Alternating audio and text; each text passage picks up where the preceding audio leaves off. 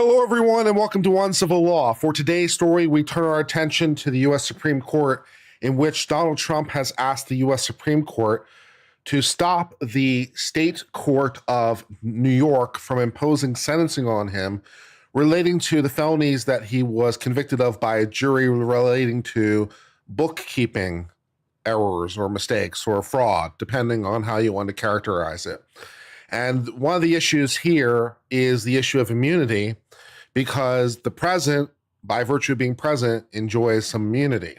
And there are serious questions, it seems to me, relating to the case for which he was convicted, relating to some of the evidence that was used and potentially even some of the evidence presented to the grand jury or in the indictment relating to acts that may potentially relate to issues for which Trump has immunity.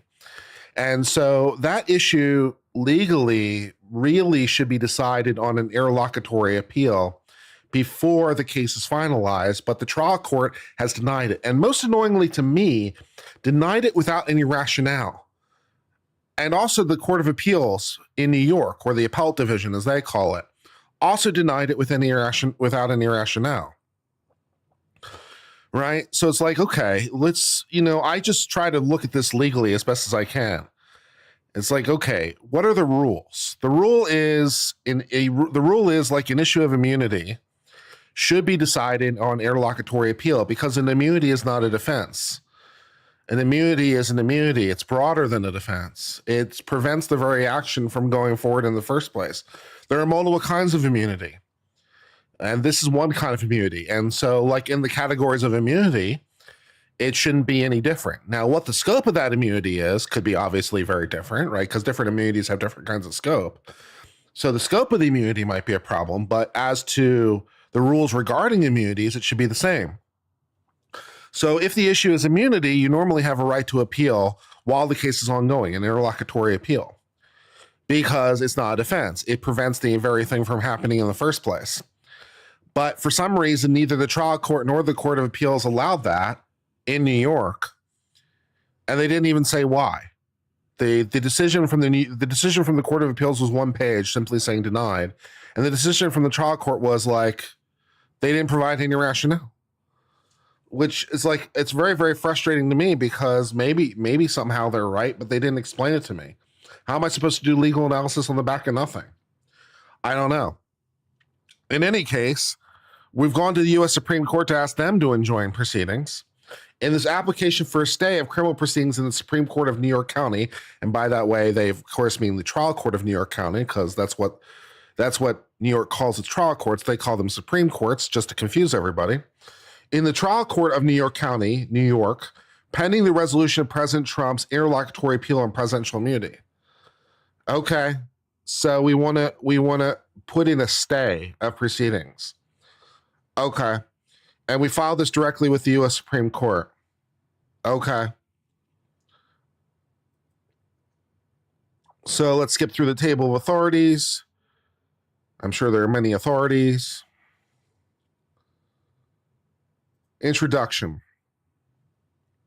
This application requests an emergency stay, injunction, to prevent further criminal proceedings in New York State Court, including a sentencing hearing scheduled for Friday, January 10th at 9:30, against the President-elect of the United States at the apex of his transition, and after his electoral win has been certified by a joint session of both sessions of Congress, while he pursues a meritorious interlocutory appeal relating claims of immunity. On January 3rd, 2025, the Supreme Court, trial court, of New York County wrongly denied President Trump's pending motion to dismiss based on presidential immunity, and in contrary to accepted practice, New York law and due process abruptly set the matter for criminal sentencing less than a week later, which does seem to be in violation of standard New York state practice as well. President Trump promptly filed an interlocutory appeal, which is an appeal while the case is ongoing. Normally, you can only appeal once the case is over. His case isn't over because he hasn't been sentenced yet. So normally he doesn't have the right to appeal, but an interlocutory appeal on an injunction, especially relating to immunity, makes a lot of sense. And notify the trial court that subject to an automatic stay, but the New York courts have erroneously refused to honor the stay for no reason. This court should enter an immediate stay of further proceedings in the New York trial court to prevent a grave injustice and harm the institution, the presidency, and operations of federal government. The commencement of President Trump's interlocutory appeal raising questions of immunity causes an automatic stay of proceedings in the trial court under operative law. This appeal will ultimately result in dismissal of the district attorney's politically motivated prosecution that was flawed from the very beginning, centered around wrongful actions and false claims of disgraced, disbarred, serial liar former attorney, violated President Trump's due trial rights, and has no merits. That feels like that's off. Right? All those things may or may not be true, but that feels like off issue for me. So part of this is a PR document, right? Part of this is a PR document because it may very well be true that all those things are true, but those are issues that can be adjudicated in a normal appeal. The immediate issue is the immunity issue, which is relating to the interlocutory appeal. So maybe all those things are true, but they feel like off point for the moment. In the meantime, New York court lacks authority to impose sentence and judgment on President Trump or conduct any further criminal proceedings against him until the resolution of the underlying appeal raising substantial questions of Trump's immunity, including review by this court if necessary. I mean, yeah, that would be logical. As discussed here, this court should order an immediate stay of criminal proceedings, including but not limited to criminal sentencing. This court should also enter a temporary stay of these proceedings while it considers application. You know what also is kind of frustrating from a legal perspective in this document? They don't say what the jurisdiction of the Supreme Court here is. They have question presented. They just are doing this. But they don't say why the Supreme Court can hear this case at this time. There's no jurisdiction statement.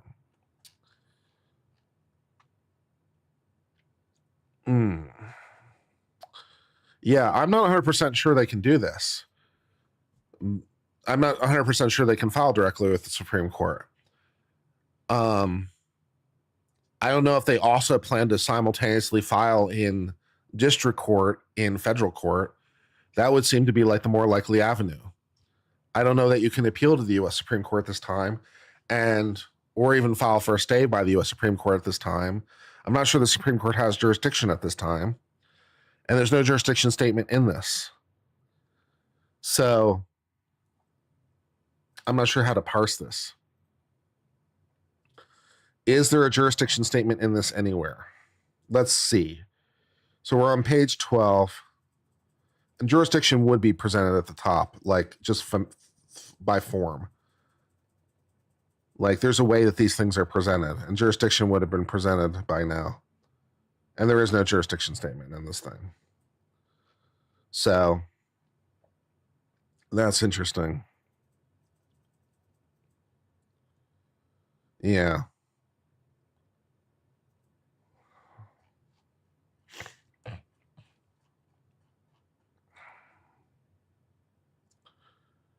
Yeah. So I would expect this to be denied. We can review this for the merits of the argument, but I don't think the Supreme Court has jurisdiction. Again, this seems like the right way to do this. The right way to do this would be to file in U.S. District Court on a writ of prohibition would be the right way to do this. And then if the district court denied you, then you could then appeal to the U.S. Supreme Court on you could do a cert before judgment, it's called. So you could skip the Court of Appeals and go right to the U.S. Supreme Court, or you could ask. And the Supreme Court has been somewhat favorable to doing that more recently. But you're basically filing in the U.S. Supreme Court on original jurisdiction here. And I'm like, yeah. The trial court erroneously admitted extrinsic evidence of President Trump's official act immunity in criminal state court jury trial. On March 30th of 2023, President Trump was indicted in the Supreme Court in New York, again trial court, on 34 counts of supposedly falsifying business records in violation of New York law. The meritless case was tried before a Manhattan jury. The district attorney provided disclosure. The disclosure included evidence of President Trump's official acts performed while he was in office as President of the United States. On March 7, 2024, President Trump moved to exclude evidence of those acts on the ground of immunity. In the motion, President Trump specifically challenged admissibility of several portions of the proposed evidence that were based on official acts of President Shield immunity. These include, without limitation, statements issued through the official presidential Twitter account to the American people in 2018, statements to the press and official media appearances, documentary evidence reflecting overall presidential actions, and testimony of the former White House employees regarding official actions taken by President Trump during his first term as president. Yeah, won't be surprised for this to be denied if they haven't set out how Supreme Court has jurisdiction. And neither would I, MG Law. Neither would I. It's like, how are you doing this? Under what rule or what law are you doing this? There's no citation to authority. There's no citation to authority. It's not like it's a motion in a pending case, right? It's not like there's a pending case that's already been granted review and this is a motion just in a pending case, in which case, fine, because it's already pending before the U.S. Supreme Court. So then at that point, you're just filing a motion before the court. It happens to be the Supreme Court, but at that point, you're filing a motion. So, that's fair enough, right? The jurisdiction is you've already decided to hear the case, so this is just a motion. Like, okay, I understand that. But that isn't the situation. This isn't relating to a pending case. So it's like, okay, what rule, what law, what is your authority to take this to the Supreme Court? And they don't provide any. There is no authority. And I don't know, man. I don't know.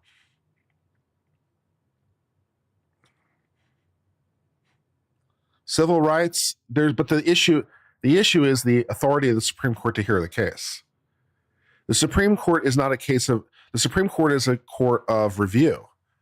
And except in rare circumstances, it's not a court of original jurisdiction.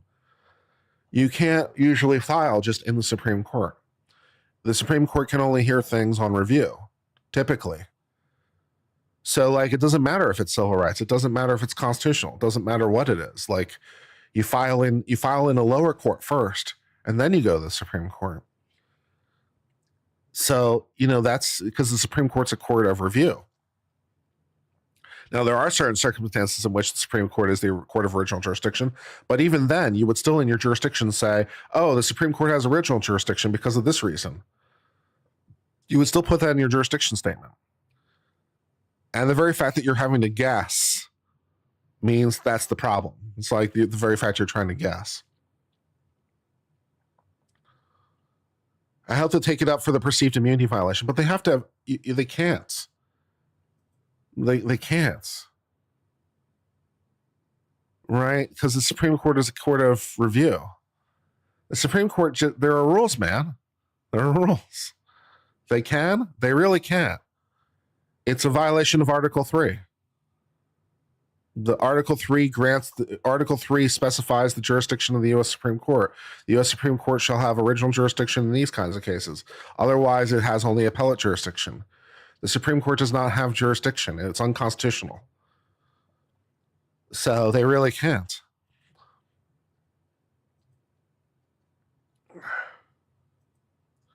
The trial court, I've only been doing this, by the way, for 15 years. I am a member of the Supreme Court bar, as you can see from my lovely certificate right here on my wall. It's like, no, there are rules.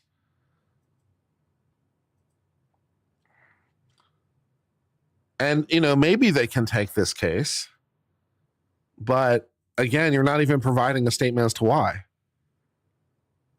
Right? It's not like you're not even providing a statement as to why. So even if you were right, even if the Supreme Court could do it, you're not telling them why they can. So yeah. The trial court declined to consider whether presidential immunity precludes evidence of President Trump's official acts at trial.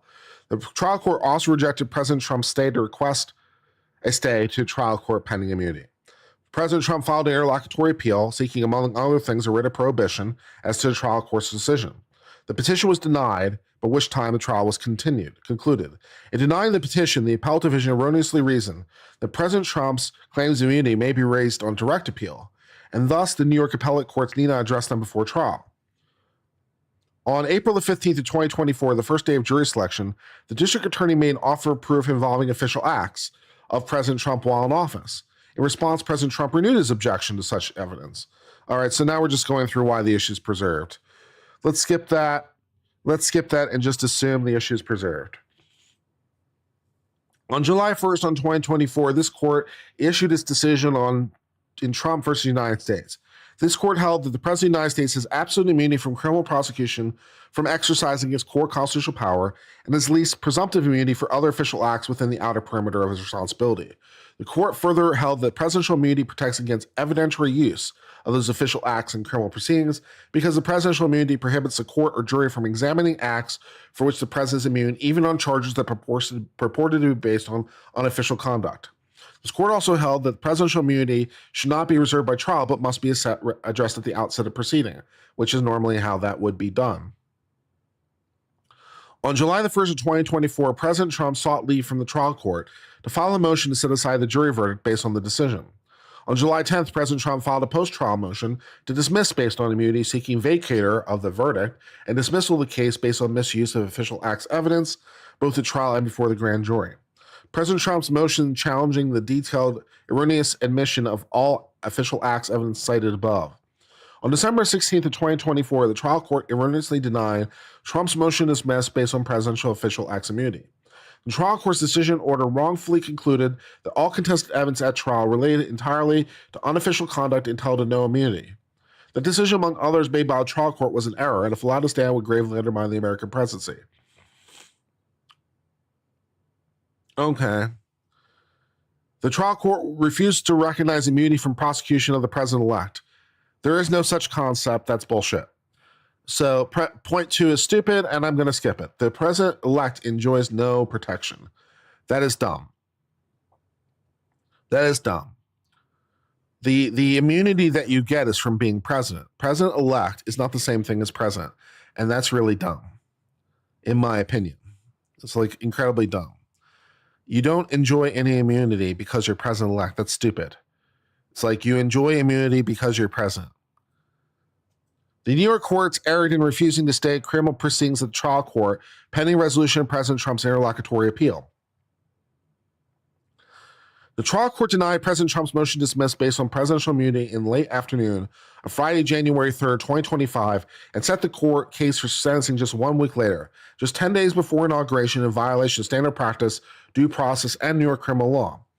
On Sunday, January 5th, 2025, President Trump notified the court and the district attorney is pursuing an immediate appeal of the trial court's adverse rulings on immunity and provide notice to the trial court that are automatically stayed pending this interlocutory appeal, or pending the interlocutory appeal. In the alternative, President Trump asked the trial court to impose a discretionary stay. On Monday, January 6th, President Trump filed an interlocutory appeal in the nature of a writ of prohibition, seeking interlocutory review of the trial court's erroneous denial of both presidential and official act and sitting president immunity.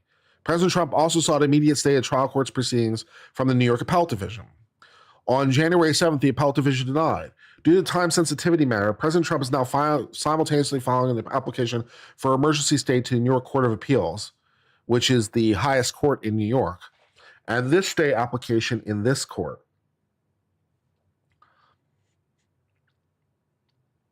Yeah, okay. And then there's a footnote. President Trump's counsel have acted diligently to seek stay from the trial court and the intermediate New York Appellate Court. The shortness of time created by a trial court's decision to schedule a criminal sentencing hearing 5 days after President Trump's claim of immunity constitutes extraordinary circumstances under this court's Rule 23.3. Though an applicant is ordinarily required to seek relief from state appellate court first, this court has entertained simultaneously state applications to this court and the highest appellate court when circumstances warranted. Okay. Because it's highly questionable whether the New York Court of Appeals will act in the next 48 hours, filing applications to both courts appears to be the only viable option. Counsel for President Trump will promptly notify the court and the parties in the event the New York Court of Appeals acts on the stay. So they're trying to squeeze this into some rule. All right, well, let's read the rule. And I still object to the fact that this is being done in a footnote. Like, this should be done in a jurisdictional statement as part of a separate thing. So I'm not happy that this is being done in a footnote. But what does the rule say?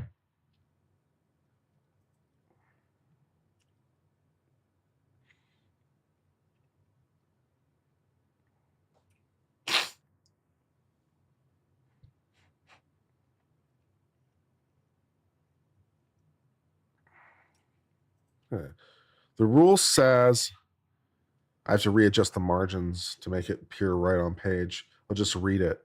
An application for a stay shall set out with particularity why relief sought is not available from any other court or judge, except in the most extraordinary circumstances. An application for a stay will not be entertained unless relief requested was first sought in the appropriate court or courts below or from judge or judges thereof. An application for stay shall identify the judgment sought to be reviewed and have appended a copy thereto.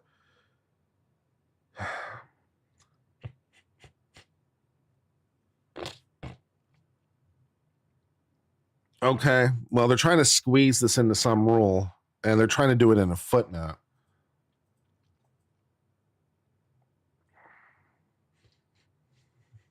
Why is it in the footnote? Because it's tenuous? I mean, I would tend to agree, MG Law, right? It's not exactly super encouraging, right? That it's squeezed into a footnote, right? If you had jurisdiction, you normally have a jurisdiction. It's in every lawsuit ever. It's like one of the first things in the lawsuit, right? It's usually pretty high up. It's like, why do you have jurisdiction? I have jurisdiction for this reason. I have jurisdiction under this rule. It's like, yeah, I'm trying to squeeze it into a footnote. Kind of tenuous. Yeah, I mean, I tend to agree. The standings for granting a stay mandate pending disposition of petition for cert are well established. There must be a reasonable probability that four members of the court would consider the underlying issue sufficiently meritorious for grant of certiorari or the notion of probable jurisdiction. There must be a significant probability of reversal of the lower court's decision, and there must be a likelihood that irreparable harm will result if the decision is not stayed. In addition, in a close case, it may be appropriate to balance the equities to explore the relative harms to applicant and respondent as well as the interests of the public at large. Further, a stay is more likely warranted, whereas here the underlying issue in this case has not heretofore been passed upon this court as continuing importance.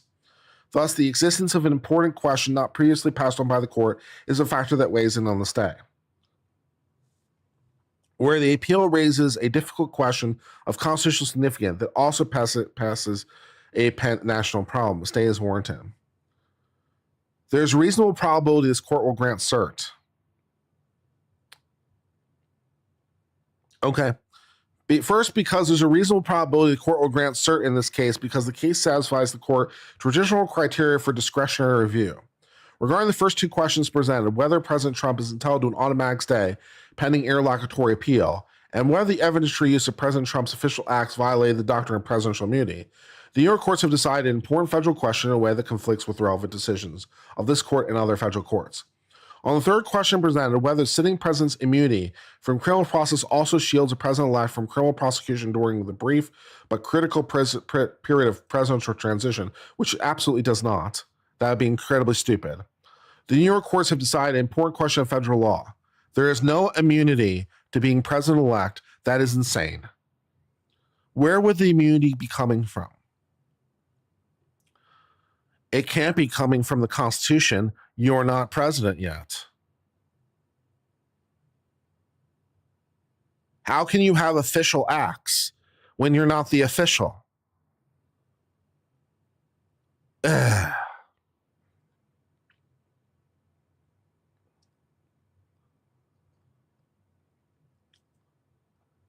Indeed, these underlying immunity questions raise multiple unprecedented and momentous questions about the powers of the president. Incidentally, by the way, of course, if President Trump were right about this, this would apply to any person, whether they were president or not, because the nature of the immunity would be because you're president-elect, right? That would be the nature of the immunity. That's what he's saying. Like, there's two ideas here, right? I'm immune because I was president, and some of the evidence you're using was from when I was president. Well, that kind of makes sense, right? And then it's, I'm president-elect.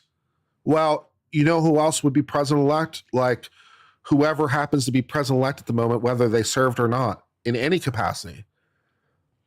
That doesn't make sense. You have immunity because you won an election before you're sworn in? I'm pretty sure your office doesn't start till January 20th, man. It's like you have immunity on the 19th.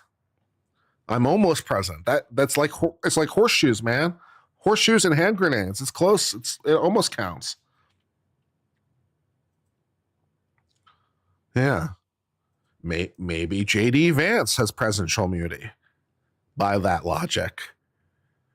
Maybe JD Vance has that. I mean, he is only a heartbeat away, right? And that's the same thing as being president, of course.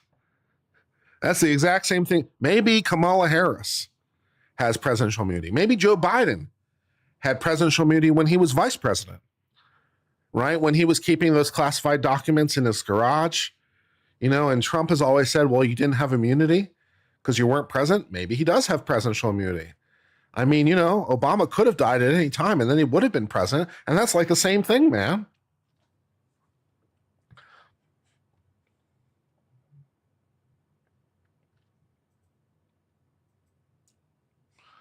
Yeah. Maybe I have presidential immunity. Because after all, if for some reason JD Vance is unable to serve, President Trump could nominate someone else to be president and or vice president. Maybe he'll nominate me. And that's like the same thing as being nominated, which is like the same thing as being president. Oh, Lord.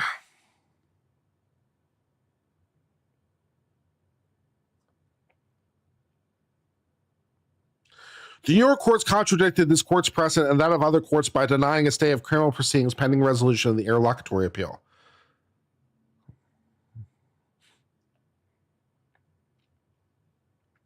Before this court's decision in Trump, the U.S. District Court for District of Columbia held defendants' appeal on presidential immunity grounds automatically stays any further proceedings that would move this case towards trial or impose additional burdens on defendant. This court's holding and reasoning in Trump resoundingly confirms the correctness of that holding that stay is mandated. Trump explicitly holds that the claim of immunity is subject to interlocutory appeal before further criminal proceedings may occur. And that logic dictates this interlocutory appeal must be accompanied by an automatic stay of trial court proceedings while that interlocutory appeal is adjudicated. Maybe the Speaker of the House has presidential immunity. I mean, after all, in the event that both the president and vice president die within the next, 12 days, then, the Speaker of the House would become president. He's the only one that's actually in office right now. All right. So, maybe the Speaker of the House has got presidential immunity.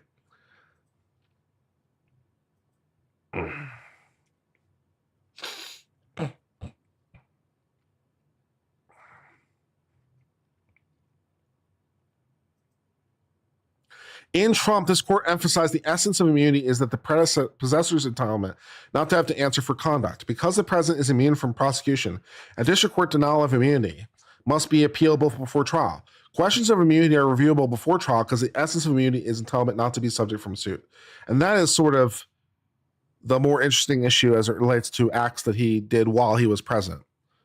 That is sort of, for me, by understanding of the law. Questions of immunity are reviewable before trial because the essence of immunity is entitlement not to be subject from suit. It's not a defense. It's an argument that this shouldn't happen at all. Immunity issues are typically reviewable interlocutory for exactly that reason. The court explained that the committee's criminal process extensive safeguards, though important, do not alleviate the need for pretrial review, because under our system of separate powers, criminal prohibitions cannot apply to certain presidential conduct to begin with. It is slightly stuffy in my apartment. I'm going to open the window, and because it is a little stuffy. Excuse me one moment, please.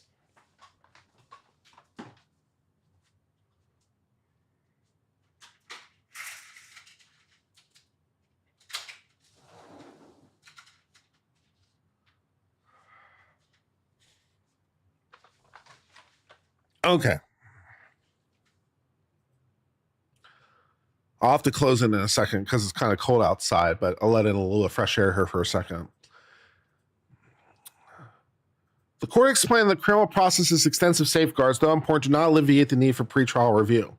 Because under a system of separate powers, criminal prohibitions cannot apply to certain presidential conduct. Accordingly, questions whether the president may be liable for particular actions consistent with separation of powers must be addressed at the outset of the proceeding, which includes interlocutory review before further trial court proceedings. Even if the president were not ultimately found to be liable for certain official actions, the possibility of certain, it's 37 degrees outside right now, lol. The possibility of certain extended proceedings alone may render him unduly cautious in the discharge of his duties.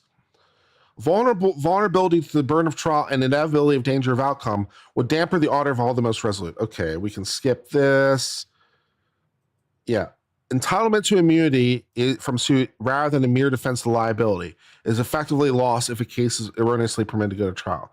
This is like the thing with immunity, right? That is the standard. That's the thing. Immunity entails entitlement not to be forced to litigate the consequences of whatever. In this case, official conduct. In other cases of immunity, whatever kind of conduct you're being prosecuted for. Maybe you have immunity because double jeopardy. Maybe you have immunity because of a previous plea agreement. Maybe you have immunity because of, you have maybe, whatever. But immunity, the whole point is to prevent you from being forced to litigate the merits. In fact, the prospect of imposing sentence on Trump just before he assumes office raises the specter of other possible restrictions on liberty, such as travel, reporting requirements, registration, probation requirements, and others, all of which would constitutionally intolerable under the doctrine of presidential immunity. Also would raise issues relating to federal supremacy. Incidentally, once he became president, right?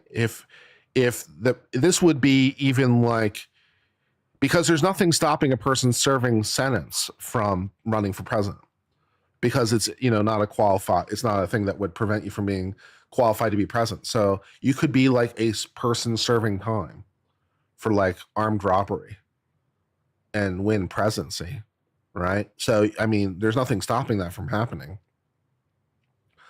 So if you did, like the very fact that you're serving time would be a problem because now you're president. So although of course it's never come up, I would imagine in such a situation, the federal courts would be forced to issue some kind of, I guess a writ of habeas corpus or some sort of other like federal supremacy thing. Cause it's like, yeah, you can't keep this guy in jail while he's elected president. So, maybe he has to go back to jail once his term is over, but while he's president, you have to put him on furlough because otherwise it would interfere with the federal function too much. So, there's that idea.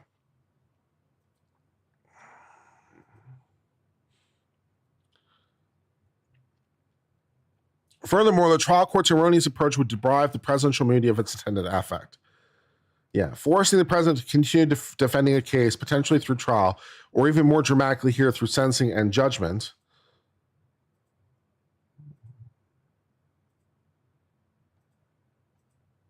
would force the president to answer for conduct in this court before a claim of immunity is finally adjudicated. Yeah, the fact that President Trump asserts immunity against the evidentiary use of official acts puts the issue squarely within the purview of the previous case law. Regarding the government's unconstitutional demand to admit evidence of official acts, one of which underlines President Trump's key enumeration of error here, Trump held that the proposed threats to eviscerate immunity we've recognized. By the way, also worthy of mentioning, just because it's notable, I guess, in some ways. Like if Trump is sentenced, and assuming that it's an unconditional discharge, which is what they're talking about right now, it doesn't strip his right to vote, because Florida's constitution says that once you have completely served all the penalties associated with your crime, you get your right to vote back. And in this case, there are no penalties associated with his right with his sentence. So in terms of him being able to vote for the midterms, he'd still be able to vote in the midterms. Florida says that once you've completely served all your associated sentence, you have the right to vote. So it doesn't take away his right to vote. I suppose it takes away his right to own guns, but he has lifetime Secret Service, so who cares? It doesn't inhibit his right to travel because he's the president. Other countries could ban him, but they could have done that anyway. So it's a total non-starter, right? It's like it doesn't matter. It has no consequence.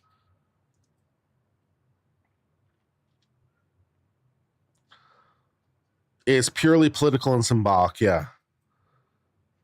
How the fuck did merchants say harmless error existed when 90% of the trial was about his actions as president after the immunity ruling came down? I don't know. See, that's the problem. And also, more to the point, like, even if that were true, even if merchants' conclusions were right, I'm still back to not understanding why you don't have the right to appeal this interlocutory.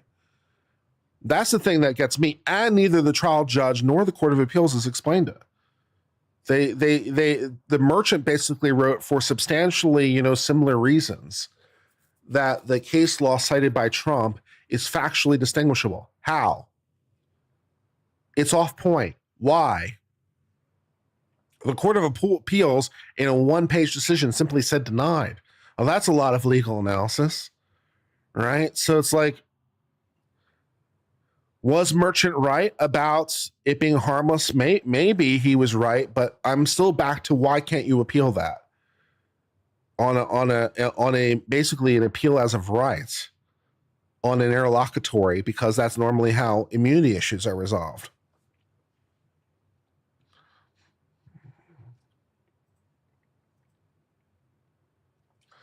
Moreover, the automatic stay that President Trump seeks here is a routine feature of such interlocutory appeals, rendering the New York court's refusal to stay proceedings all the more astonishing and unlawful. Yeah. The common practice of entering such automatic stays reflects common sense. Absent automatic stay of trial court proceedings, this court's decision to afford a right to interlocutory appeal would be largely nullified. Right. That's why you normally allow it. If the trial court could move forward with pretrial and trial proceedings, or worse, criminal sentencing judgment, while the appeal was ongoing, then many of the benefits of immunity would be irrevocably lost. Correct. That's normally what happens. That's normally why immunity issues are reviewable interlocutory. A right of interlocutory appeal without automatic stay, therefore, is like a lock without a key, a bat without a ball, a computer without a keyboard. In other words, not especially sensible. Right. It doesn't make any sense. For reasons discussed above, President Trump is entitled to both an interlocutory appeal and automatic stay, pending interlocutory as a matter of federal constitutional law, which is binding on New York law. I mean, I would think so. New York Renal MD, how you doing? Says if this is allowed, next Democrat president will be prosecuted as a candidate by a red state breaking the presidency. It must be stopped. Quite possibly, yes.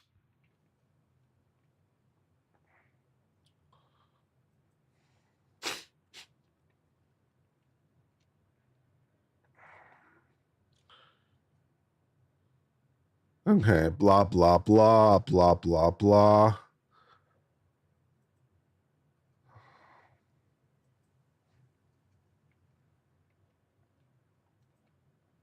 During trial, the district attorney offered evidence of the official presidential communications made in 2018 by President Trump's official White House Twitter account used to communicate with the American people. These communications in the form of tweets constitutes one method by which the president speaks to his citizens. Some presidential conduct, for example, speaking to on behalf of the American people, certainly can qualify as official, even when not obviously connected to a particular constitutional or statutory provision. Yeah, I mean, that's sort of one of the big powers of the president, right? It's the bully pulpit. The power of the president to speak is sort of like one of the chief hallmarks of its role. Some presidential conduct, for example, okay, we read that. A long recognized aspect of presidential power is using the bully pulpit to persuade Americans. In fact, the president is even expected to comment on those matters of public concern that may not directly implicate the activities of the federal government. Thus, most of the presidential communications are likely to fall comfortably within the outer perimeter of official responsibilities. Even if public communications solely address attacks on the president's conduct, that does not undermine their official nature. A public official's public statements defending his character and reputation are official acts because they directly advance the public official's effectiveness in the public role. Thus, in the prior law, this court recognized that President Clinton's public denials of allegations may involve conduct within the outer perimeter of official responsibility. Similarly, the D.C. Circuit has held that while a congressman acted within the scope of employment when he discussed his marital status in his office during regular business hours in response to reporter inquiries. Here, the trial court admitted that undoubtedly there are tweets the president makes that qualify as official communications with the public regarding matters of public concern, but held that the tweets at issue did not fit the mold because they were entirely personal in nature and not advance a policy concern or other public interest. That seems kind of thin. These are only personal tweets, not presidential tweets. That seems like a little thin. The reasoning is in full violation of the jurisprudence. Indeed, these public communications through Trump's social media account, during which he routinely communicated with the public, were official actions of the president that could not be used against him. When he communicated with the public on Twitter during his presidency, President Rump, holla, possessed actual authority to speak on the executive branch. Yeah. And then we get into official acts, talking to his people, executive acts using power, and courting the investigative and pardon power. Thank you, Just Rhonda. We do attempt to make the chat a relatively civil place. No name calling, no belittling. We allow people to have different opinions. We allow people to express different opinions, but, no belittling, no demeaning. We do try to make it a relatively nice place to be.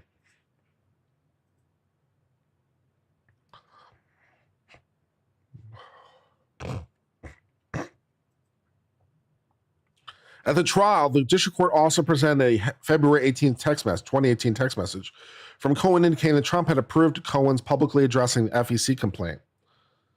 Yeah, this is uncivil law. The law may be uncivil, but it doesn't require us to be. Yeah. The law may deal with those being less than civil, but it doesn't mean we have to be.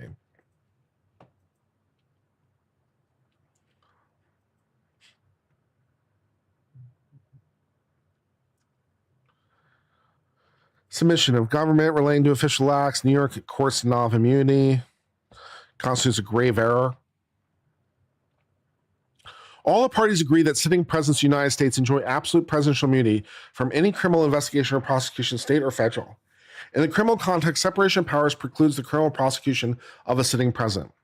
Given both the potentially momentous political consequences for the nation, there's a fundamental structural incompatibility between the ordinary application of the criminal process and the office of the president.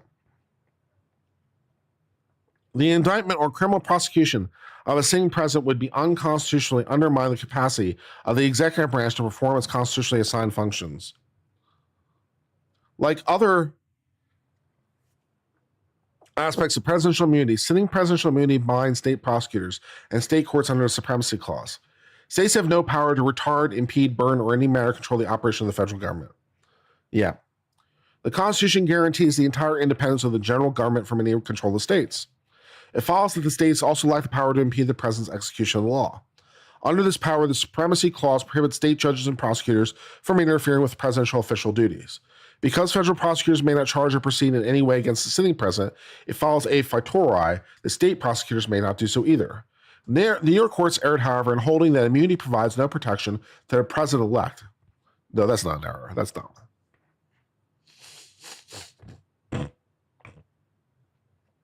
On the trial court's view, state prosecutors and state courts may charge, prosecute, put on trial, sentence, and even imprison the president-elect during the critical and sensitive period of transition.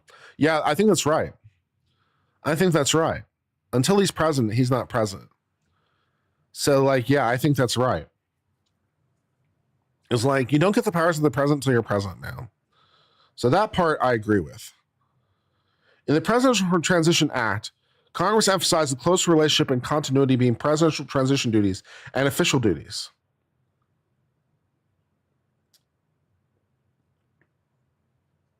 Yeah, blah, blah, blah. Many authorities recognize the crucial and sensitive nature of presidential transition activities as integral to and preparatory of the incoming president's assumption of the executive power. Similarly, the structure of the Constitution and separation of powers compel the conclusion the president-elect is completely immune from the criminal process. No, that's... How on God's earth are you getting it from the structure of the Constitution? How how does this sentence make sense? You know, I call bullshit on both sides. I call bullshit on both sides. How does this sentence make sense? Make it make sense. The structure of the Constitution and separation of powers compel the conclusion that the president-elect is immune? How? Which section of the Constitution grants powers to the president-elect? I'm so confused. Which article of the Constitution is the president-elect? I'm so confused. No, that's stupid. That's dumb.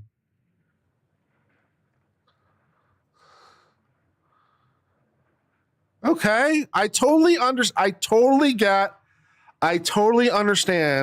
immunity while you're president. And that immunity from the time you were president doesn't evaporate once you stop being president, because that would be dumb. Because the immunity was a function of the office, and you were holding the office at the time of the acts. So the acts were done by the president, even if you were not the president anymore. You were the president at the operative time, right? And by the way, like, this concept is not weird in law, right? If you owned a house, right? If you owned a house, you could take a crowbar and break open that lock. It wouldn't be breaking and entering, you know, because it's your house, right? So you took that crowbar and you popped that lock and you walked right into the front door, man. But you're the house owner, so it's legal, okay? We get this. We understand this, right? At some point later, you sell the house, okay? At some point later, you sell the house. So you're no longer the house owner. And now the cops came and they're like, hey, you know how like 6 months ago, you used a crowbar and you broke open that lock? I'm charging you with breaking and entering. But I own the house, but you don't anymore. So the fact that you don't own the house anymore somehow is now a retroactive fact. It goes backwards in time. You don't own it now, therefore you didn't own it then. Therefore it was illegal then. That doesn't make any sense. Also, by the way, as long as we're doing analogies, right? I have signed the contract to buy the house. I have signed the contract to buy the house. I have bought your house, but I haven't yet taken possession. And I take that crowbar and I pop that lock and I walk right in the front door, man. I'm going to have a bad time. My status as house owner elect does not grant me legal protection. It was going to be my house 2 days from now. Therefore, it's the same as me having the house now. No. House owner elect is not a thing. Look, you can break into the house when it's your house. You can't break into the house expecting it to become your house. You can't like retroactively make it not your house when it was. I mean, look, dude, it's not that hard. It's not that tricky, man. It's not that tricky. There are some statutes regarding the president-elect, regional intelligence and transition. Yeah, there are some statutes that govern it. There are some statutes that grant those things, and those are creatures of statute. So, you know. But the immunity comes from the Constitution. So unless you're saying some statute gives me immunity, in which case, you know, cite the statute. But, you know, it's in this. He didn't say the statute. He said the structure of the Constitution. He didn't say, oh, due to, you know, this provision of this law, you know, 28 USC 1256A1B. You know, that's the reason I have immunity. He said the structure of the Constitution grants me immunity. And that's stupid. That's dumb.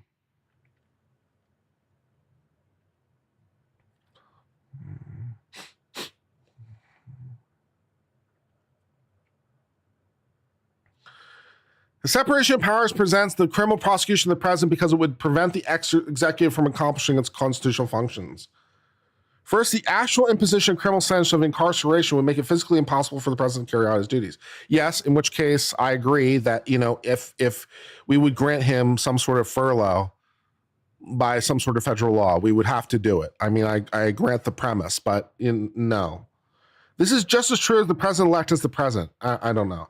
Yet the logic of the trial court's position enables state prosecutors in court could imprison the president-elect during transition and release him only at 11:59:59 Inauguration Day. Yeah, I mean, I think that's right. I think that's essentially right. Yeah, I think that's exactly what it means. I mean, you're either present or you're not, man. We can do the swearing-in ceremony in your cell. We can do the swearing-in ceremony in your cell, and then you can walk out the front door of the prison. That'll be fine.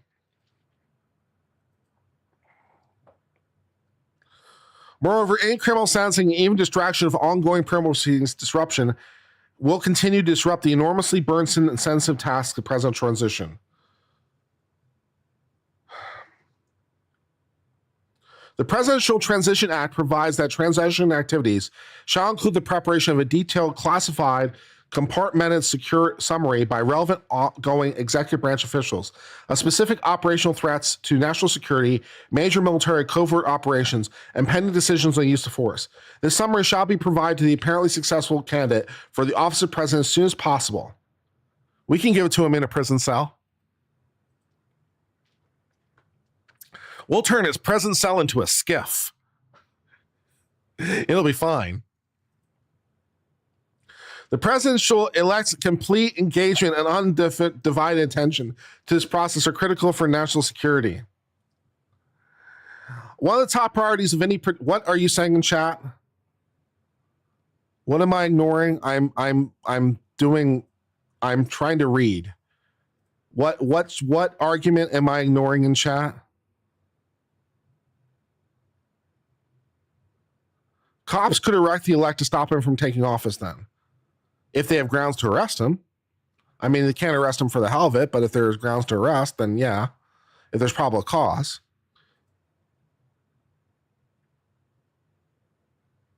Yes, that's true. Yeah, if there's probable cause to arrest, they could arrest. Yes, that's correct. Did you have a point beyond that?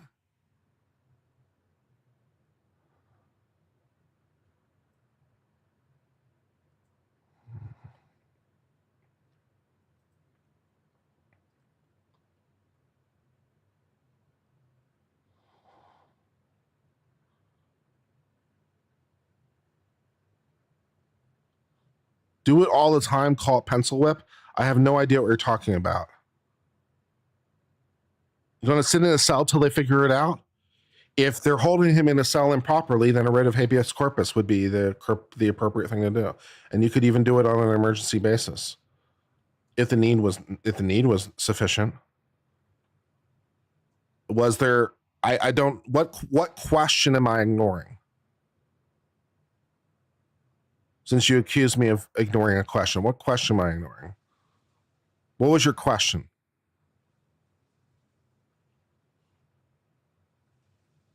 Arrest for what? What crime is being alleged? We're talking hypothetically at the moment. We're talking hypothetically. The question was hypothetical. I'm answering a hypothetical.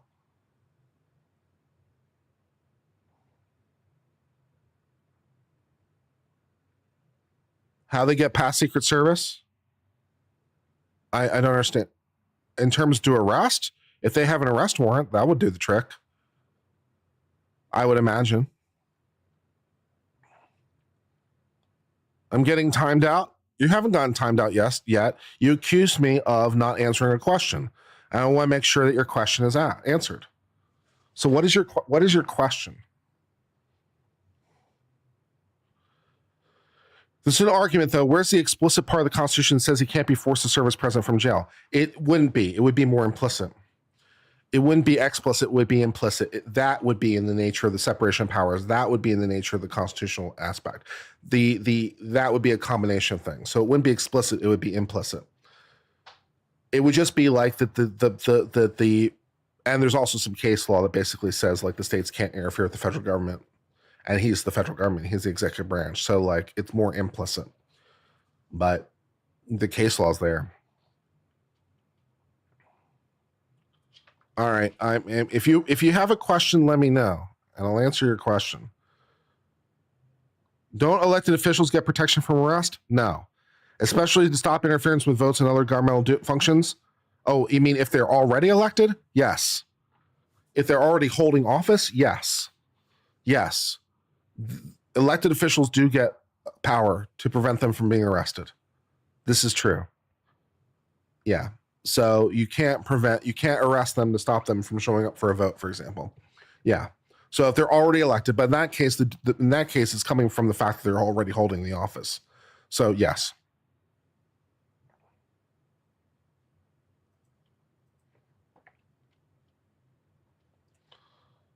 All right, I'm going to move on now.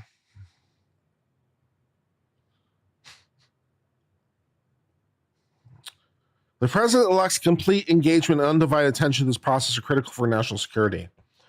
One of the top priorities of any presidential administration is to protect the country from foreign and domestic threats. While challenged at times, the country is especially vulnerable during the time of presidential transition. Second, the public stigma and opprobrium occasioned by constitutional criminal proceedings during the transition could compromise the president's ability to fulfill his constitutionally contemplated leadership role. Once again, the same reasoning applies to the president-elect. The distinctive and serious stigma of indictment and criminal prosecution, no.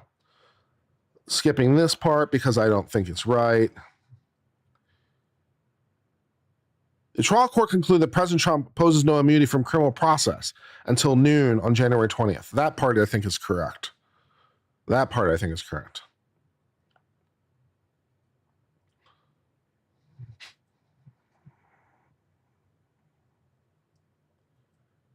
There's more than a significant possibility of reversal on each of these questions. There's a high likelihood of reversal.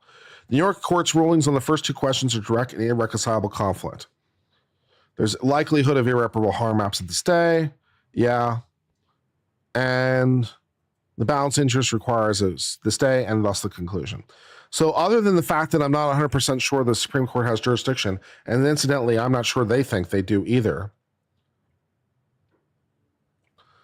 But, you know, I think much of the merits of this is right. So I'm not, other than the fact that I'm not sure the Supreme Court has jurisdiction, and they tried to deal with jurisdiction in a footnote, which is not exactly encouraging. But I think on the merits, most of it is right.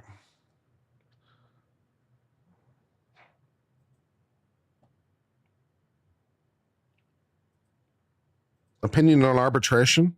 Like, generally speaking, what's my view on arbitration? I mean, it has its pluses and it has its minuses.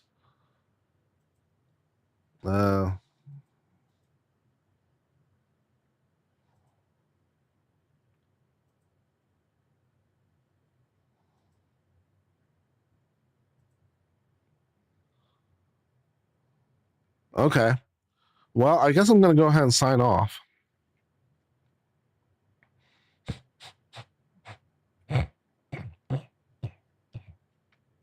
Let me see if there's somewhere I can send you.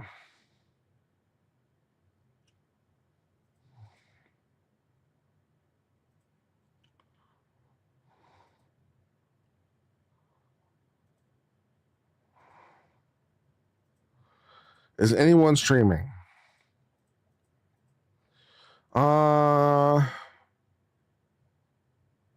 Not really. I'll send you to Recovery Addict, I guess. Doing a fire watch. I'll send you to Recovery Addict. All right, you guys. Hope you have a good one. I'll talk to you soon. Bye for now.